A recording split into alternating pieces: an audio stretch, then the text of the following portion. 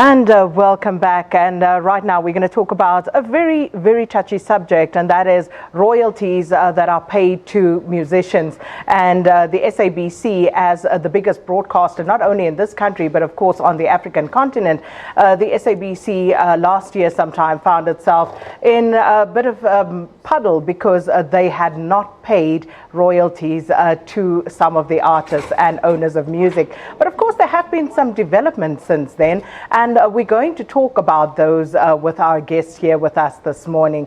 And let me first start with Mr. Kaiser Kganyago, here a spokesperson at the SABC. Mr. Kganyago, good morning, and thank you so much for coming through. I'm going to start with you because I want to hear from you just in terms of an update.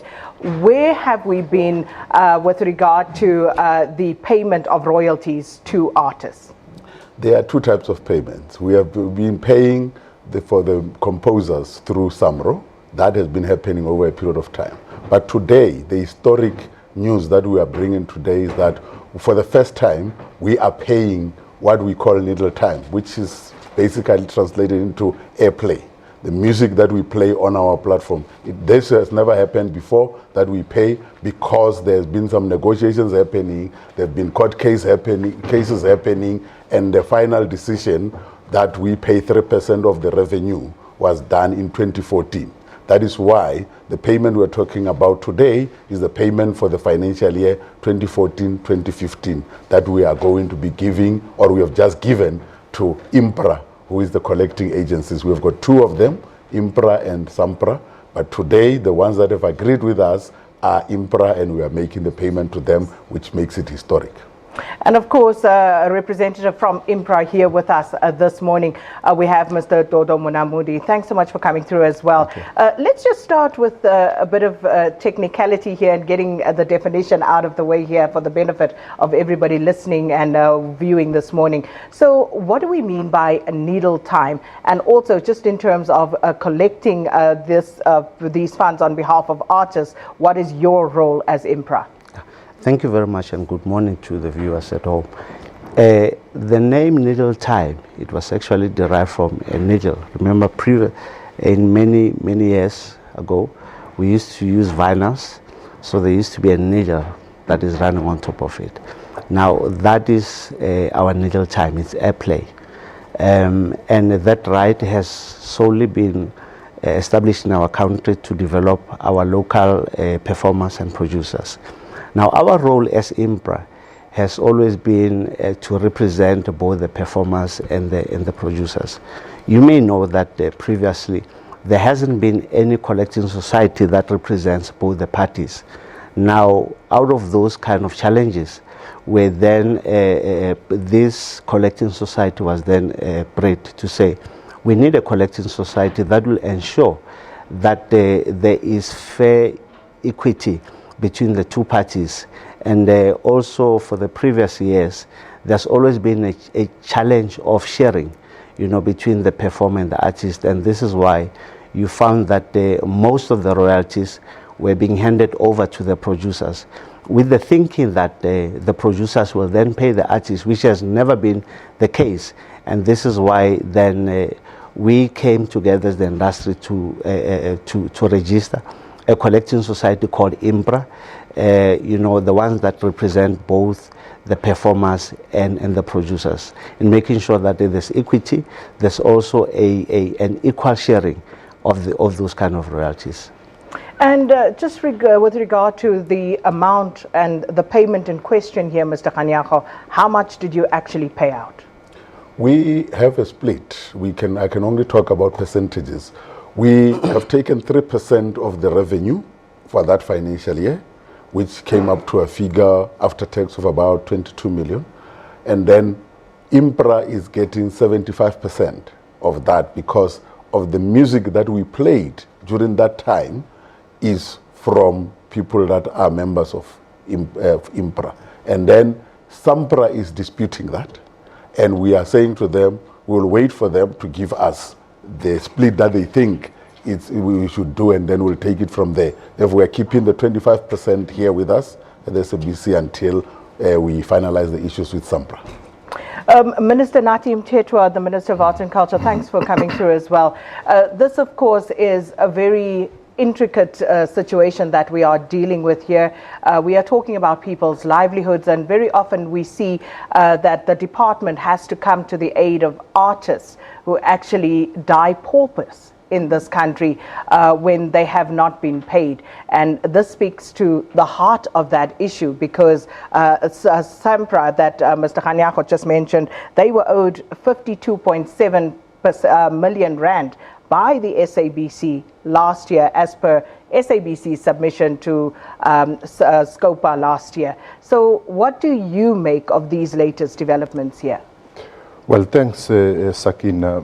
As you know, that ours is an oversight role, and we're happy with the step SABC has taken to comply with the SCA judgment, that we see a possibility of a future having musician artists generally not dying as paupers. For us, what this means is that the 18 radio stations which SABC represents form the bulk part of the needle time for artists, but also you have other players, retailers and so on, which we still need to engage. But for this one, I'm glad that we're not talking theory here. The money is already in the bank account of IMPRA, and they would want to see that money getting to artists, because the reason why I'm here primarily is because of artists and because of their livelihoods. We are going to see a situation where, working with SABC and collecting agencies, I wish a speedy resolution between SAMPRA and SABC on the disputing of the split and so on, and I think that would happen. But artists cannot wait forever. SABC and collecting agencies have been engaging as early as 2007, latest December 2017. We can't keep artists waiting. So now that the money has been deposited to IMPRA, we would want to see as early as next week IMPRA getting artists and recording companies together and say, how is this going to happen, so that as soon as possible people get their royalties. And I'm glad you made the point about paying these royalties promptly. And will you be doing anything more from an oversight perspective to ensure that these royalties are actually paid timeously? Oh yes, as I'm saying, it may be seen as imposing to the collecting agency, but I have no choice.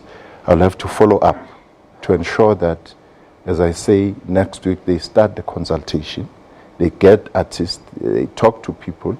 How are they going to get their money? Because in the final analysis, it's their toil. Most of them couldn't, benefit out of their toil until death. Now that the process has started, this is part of the journey. And this is about 2014, 2015. We're going to have 2016, 2017, but also the historical one, the historical royalties. We still have to come back and talk about it. And just from IMPRA's perspective, Dodo, do you think what would be the ideal turnaround time, for the royalty payment from the SABC and, of course, other entities that also incur these costs? Ideally, it would be in terms of rolling out the distribution. We believe as IMPRA that at least within a space of about 3 to 4 weeks, you should be able to distribute, because remember, as a collecting society, you distribute the monies to people that have mandated you. So we don't believe in the narration that you cannot find people, because to us it means, why did you collect their monies if you cannot find anyone? So we believe that immediately within a space of about 3 to 4 weeks, you would have done the consultations, you would have got your members to approve the distribution plan, you would have gone to the CIPC for them to approve the distribution plan, and immediately then you are then able to to actually fast forward the distribution as soon as you can. I could even take it further. If we're talking collection from different users, not only the SABC, in this country will come to a point whereby we are able to distribute these royalties at least after every 2 months, because you're then able to collect from different users and ensure that our artists are back into the system, because currently the system is kicking our artists out. They're not able to buy houses, they're not able to buy cars in their own names, particularly because there's no history in terms of their financials in the banks and so forth.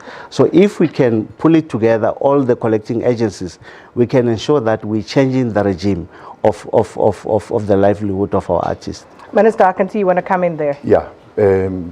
Once more, I want to thank SABC to have taken this path. But I also want to say, anybody who is apportioning royalties to artists recording companies should be as transparent as this.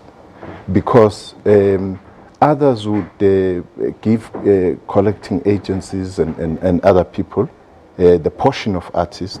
People don't know. So transparency should be the name of the game here. All the retailers, all the companies who are doing that must do as SABC is doing, so that people are going to follow what is going on here. Well done to the SABC on that score, but surely the SABC can also be more efficient, because we are now talking about payments from 2014-15 and we're already in 2018, Mr. Khanyago. No, it's not about efficiency. The Supreme Court made the ruling in 2014 because this thing has been up and about, but it's because the ruling was only made in 2014. That's why we are taking 14, 15, and we're going to take 15, 16, coming to where we are now. But also we've got the ones that happened prior to 2014, and those ones will have to negotiate a different dispensation, and then we'll then come back and explain. But we'll make sure that we do what we're supposed to do, because we were hamstrung by these court rulings that were happening, and that is why we couldn't do it earlier. Well, thanks to all our guests this morning. Good news indeed for our artists, that they will be getting their royalty payments, at least from the SABC and from IMPRA, those who are affiliated to IMPRA.